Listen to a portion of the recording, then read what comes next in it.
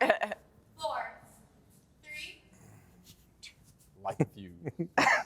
Hello, this is Drew Taylor, joined as always by Charles Hood, and we are the hosts of Light the Fuse, the official, now the official, McHugh. Congratulations. Thank you, Mission Impossible podcast, and we are so excited to.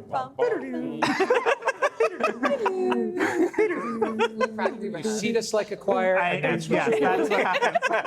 We are so excited to be joined by writer-director Christopher McQuarrie. Allegedly. Hayley Atwell, great to see you. Vanessa Kirby, how are you?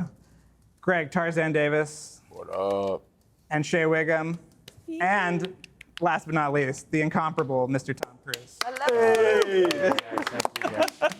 Good to see you all again. It's great to see you Good to again. see you. Thank you for everything. We thought, since Mission Impossible is known for its globe-trotting adventures, we'd go around the world with the cast and crew of Mission Impossible: Dead Reckoning Part 1. You got your passports? Let's Yeah. do it. All right, let's do it. Let's start in Norway. So let's talk about this motorcycle jump. Where was everybody when this happened? I mean, I know where you two were, but did you go and watch it? Did you hear about it? Did you see it later on? Tell me where you were. They created a under platform the bridge. for We were us. like, By the yeah, platform.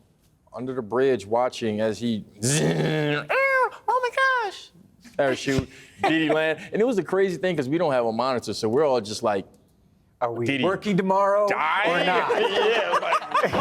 This could be the shortest job I've ever Shortest job I've ever had. Do we work tomorrow? It's like, what's happening? Are we working tomorrow or are we giving testimony? Yes. Well, it was fun while it lasted. How many times did you watch him do it? He wouldn't stop. Why? Why wouldn't you stop? That's the question. Why wouldn't you? 6 Why- times. He could always do it better, Six right? shot. 6 times day one. Day one, 2 times the next day. 2 times Had to get the shot, Tarzan. Had to get the shot. Had to get the shot. So you came back day 2. He's doing it again. Yes. Nobody said, hey, I think we got it. Oh, no, we do that all the time. We say that every time. But he's like, no, I could do it a little I could do it a little better. Yeah. That was quite a day. I didn't know where you guys were. I remember I landed the helicopter right on the side of the rocks before the ramp. And the thing is, McHugh and I, we basically lived together, so we travel to work together every day. And on days like that, when we're doing things, it's not like he's looking at me going, oh my God, Not on camera. don't do it. Yes, don't die. Very fully aware there's a camera there. It's very, just very calm, very chill. You don't listen to anything on the way? No, I'm just kind of more focused. I'm just going through performance. We talk about lenses, we talk about, the shot and timing of things, and it's just very casual. Sometimes we just talk about different things in story. And we also got there in the morning and everything we rehearsed didn't work. So we had to completely start again from the ground up day one. Can I ask a question? At what point did you decide that you were going to say, I'm trying to get away from this mountain, and have a close-up during the fall?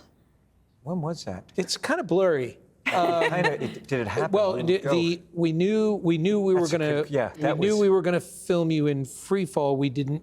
We were then, and then we were improvising different ideas of what you could be saying while in free Yeah. fall. The thing about the sequence is that whole argument that he has with Benji before he goes off the cliff. We are educating the audience as to the many difficulties of a base jump, because the presumption is simply, oh, you just drive the motorcycle and open the parachute. There's all of these dangers that justify the reason why he's doing it.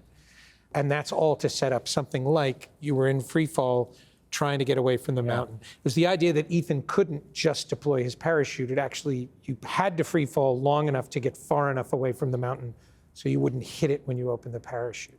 And that whole You're scene asking we a came very up good with. question. Yes, That that's was- exactly. Thank you, Hayley. That was Thanks for helping that was us out there. improvised. Yeah, thank you for doing their job. Shay's got We something. depend on Hayley. Yes. You hear Always. that version right Thank there. you. I have a different version of that day. I didn't know these cats. This is our first day of filming. We don't know each other. And I see him, he can say that it was very quiet, but I see him go screaming by on the side, hanging off the side of a helicopter with total relaxation, waving to us all before the stunt even happened. And I thought to myself, the relaxation that he has before this. And it was, I mean, because we didn't know each other very well. We were learning, and it's him. So we don't know. It's like, there's Tom. Oh, man. And everybody else knows that I'm going, oh, my God, we might lose. There's a chance. That was actually oddly freakier. I'm glad you reminded me of that, just because to rehearse the jump into the canyon, he flew in a helicopter right over the ramp and jumped off into the canyon to test the wind conditions inside the bowl. Well, when he's jumping out, he's jumping out just above the ramp. So I was just standing there, and I was so busy rigging cameras and doing all this stuff. I heard this helicopter. I looked out, and there was this helicopter that was flying by with Tom on it, and no one told me he was doing the test jump. So Tom just falls out of the helicopter. Right? And what's so freaky is he's falling out of the helicopter, but he's only about 80 feet above what was, for me, the ground. You forget there's a cliff there. So it literally looked like Tom just fell out of the helicopter. Tom just committed suicide. And then it looked like Tom was going to bounce off the ramp, and then it looked like he was going to hit the ground, and then he just disappeared. Yeah. And no one had prepared me for that. So thank you for reminding me of that. That's the most Tom Cruise stuff. That's another today. memory I get to. And I remember going into that bowl, though. Here's when I tested that bowl. I went in on that jump, and you can kind of see it in the EPK. When I opened the parachute, because there's so many things to think about. Even just my shoelaces, not the bike being destabilized in any way. Should we do this? Should we do this? Is this a bad idea? This is a bad idea. When do we start? So I go in the bowl, and I'm testing the wind, and I open the parachute, and I have to go kind of deep into the bowl. And when I open the parachute, there was a bit of a crosswind. My shoulder was up. The parachute opens, and it turns me right into the mountain. So my parachute's out here. Now, if it touches a rock at all, it's gonna depressurize my chute, and it's gonna be a bad moment. Also, if you touch the rock, It's going to be a bad. that will also be bad. Yeah, that would be bad. Me touching the rock, me going into a tumble, which could have happened. Like, we didn't know what was going to happen when the bike went off. That I didn't know what that airflow is going to be, and if I got entangled in it in any manner, or if I look down and I do one tumble, my recovery is going to be very chancy, very iffy. But I go, and once I open the parachute, it's going to turn me into the mountain. And you just see me turn into the mountain at a certain point. I was able to get it out and fly out of the mountain and land down there. So there was a lot of things going on, and thinking about performance, and thinking about, you and I talked about it, was like, you want that helicopter to go across, and we were looking at it, and the timing on that helicopter, was it going to blow me off the ramp? Yes. So when we said action, I had to go at that point. Otherwise, I could have been under the helicopter. And there's a go, no-go point on that ramp, and it was ice on the ramp in the morning. Remember, there was sheet ice on the ramp. And I'm going, where's that go, no-go point? Because at that point, I realize if I stop the bike, if I'm even a wheel base past that go, no-go, I now am, and say I try to stop, I'm not going to make it off the ramp. So I have to, that's it. I have to go, that's it. I'm committed. I'm committed to going. No matter what happens, I have to go full throttle off that ramp.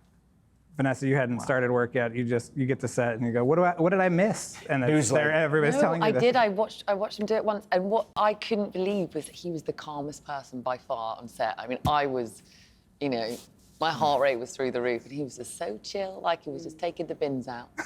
He was just so chill, I couldn't believe it. I said, no, seriously, it's like, that's how I put the bins out, is how he's going on. He's like so calm.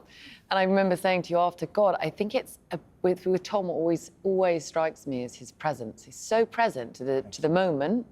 It's almost like watching someone do something spiritual somehow, because he's just, sorry, I'm talking about you in third person, it's not right next to Thank you. No, very odd. Let me tell you about Tom. But I guess I remember saying to you after, oh my God, you have to be so present second by second, millisecond by second. Even if you're thinking about the last second or the one coming up, stuff can go wrong. But for him to do it 8 times, I don't know. There's something miraculous about that presence. I mean, we're always trying to find it in acting, and it's so hard to do, but he just... I have a question. Again. Hayley? Yes, please, Hayley. Tarzan, how many donuts do you think you ate that day as a way of dealing with the anxiety of just watching Tom do that? I was And we stressed. did Top Gun Maverick together. We were stress flying in eating is what jets, and you were happens. seeing that footage. Yeah. Were you eating a lot of donuts? I was stress eating. I was worried. What kind of donut? It's emotional eating. Yes. Plays. And it The guy was good can donuts. put they good donuts donuts? away. Like, Was he just wolfing the He was donuts? wolfing them down with that beautiful false yeah, he's a metabolism donut that he's disposal. gifted with. Lucky. Great what is Tarzan, gonna great happen? Tarzan donuts. I also went up there with the wrong attire, not realizing it's cold on top of mountains, and I had to stay warm. And McQuarrie was like, "Yeah, your toes are gonna fall off." And I was like, "Let me eat more donuts to keep me warm." What's with you and weather? You showed up in Cannes wearing like a winter sweater. I never know. Listen, I never know where I am, what time of day it is, what the Tarzan, weather I is. told you to call me beforehand. I told you, okay?